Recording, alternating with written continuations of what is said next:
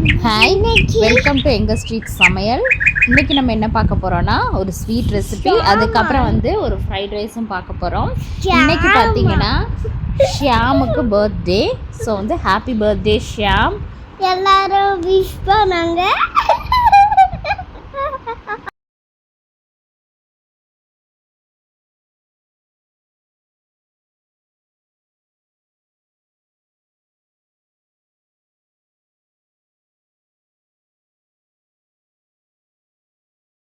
We've tried and we've grown together. We've discovered our passions, our strengths.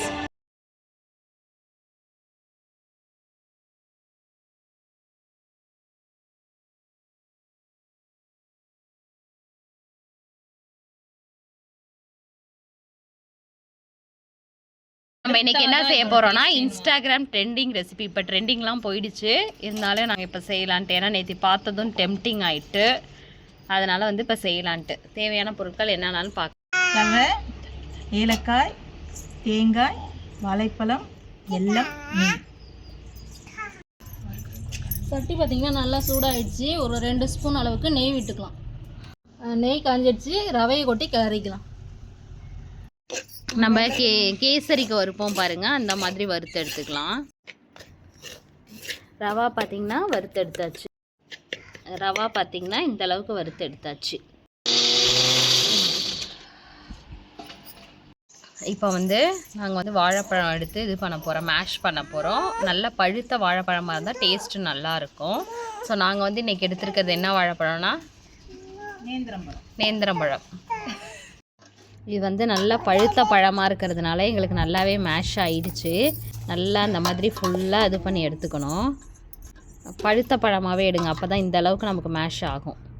இப்போ நம்ம mash பண்ணி வச்சுருக்க வாழைப்பழத்தில் ரவாவை சேர்த்துக்கலாம். ரொம்பவே ஈஸியான ரெசிபி, அந்த மாதிரி டேஸ்ட்டும் நல்லா இருக்குன்னு சொல்லியிருக்காங்க.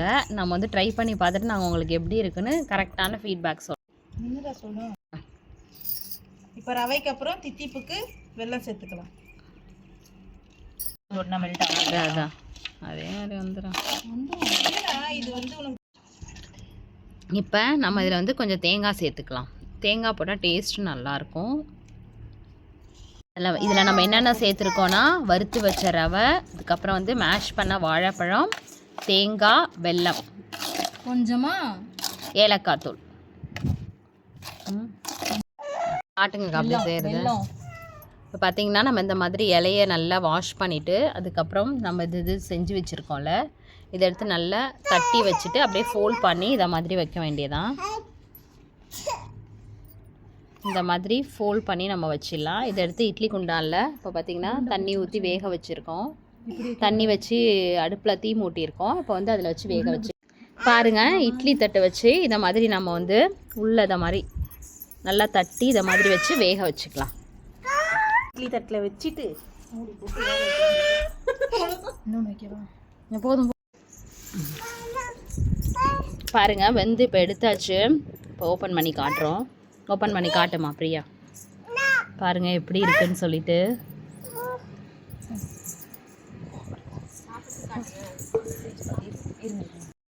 வெங்காயம் 4 வெங்காயம் நீட்டாக நறுக்கி வச்சுருக்கோம். பூண்டு 3 பல் பூண்டு வந்து உரித்து குட்டி குட்டியாக நறுக்கி வச்சுருக்கணும். கடலைப்பருப்பு, காஞ்ச மிளகாய் 2, மிளகாய்த்தூள், கரம் மசாலா, கடுகு, உப்பு. நம்ம என்ன பண்ண போகிறோம்னா பூண்டு வெங்காய சாதம் பண்ண போகிறோம். வாங்க எப்படி செய்கிறதுன்னு. இப்போ நம்ம என்ன சாதம் செய்ய போகிறோன்னா பூண்டு வெங்காய சாதம். எண்ணெய் ஊற்றி கடுகு, காஞ்ச மிளகாய், கடலைப்பருப்பு போட்டு வறுத்துட்டு அப்புறம் பூண்டு சேர்த்து நல்லா வதக்கணும். பூண்டு பார்த்திங்கன்னா நல்லா வதங்கணும். அப்போ தான் வந்து நமக்கு அந்த பச்சை ஸ்மெல் போகி சாதம் நல்லா டேஸ்ட்டு. வெங்காயம் போட்டு நல்லா வதக்கி ஓப்பன் பண்ணாலே அந்த அபர்ணான்றவங்க தான் வருவாங்க. ஓகே, அபர்ணா சிவபாலன் சிஸ்டர், இவங்க வந்து உங்களுடைய தீவிர ஃபேன். இந்த வீடியோவை பார்த்தீங்கன்னா கீழே கமெண்ட் பண்ணுங்கள். உங்களுக்கு எந்த யூடியூப் சேனல் பிடிக்கும்? ரெசிபியிலவே வருவாங்கல்ல. ஆமாம் ஆமாம் ஆமாம், அவங்க எல்லாமே சூப்பராக செய்வாங்க. Okay okay. பவானி, உங்களுக்கு எந்த யூடியூபர் பிடிக்கும்? எனக்கு வந்து லட்டு ஸ்டேஷன் ரொம்ப பிடிக்கும்.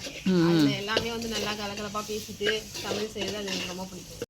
உங்களுக்கு எந்த யூடியூபர் பிடிக்கும்? எனக்கு மெட்ராஸ் சமையல். மெட்ராஸ் சமையல், ஓகே ஓகே. அவங்கெல்லாம் வந்து முன்னாடி இருந்தவங்க தான். முன்னாடியிலேருந்து இருந்தவங்க அவங்களுக்குலாம் ஃபேன்ஸ் ஜாஸ்தி தான். Okay okay. இதில் பார்த்தீங்கன்னா இப்போ வந்து மிளகாத்தூளும் தனி மிளகாத்தூள் கரம் மசாலா ஆட் பண்ணியிருக்கோம். எந்த அளவுக்கு நம்ம வெங்காயம் பூண்டை வதக்குறோமோ அந்த அளவுக்கு டேஸ்ட்டும் நல்லாயிருக்கும். வெங்காய பூண்டு சாதம் நல்லா ரெடி ஆயிடுச்சு. ஸ்கூல் போகிற பிள்ளைகளுக்கெல்லாம் செஞ்சு கொடுக்கலாம். நீங்களும் செஞ்சு பார்த்துட்டு எப்படி வந்துச்சுன்னு கமெண்ட் பண்ணுங்கள்.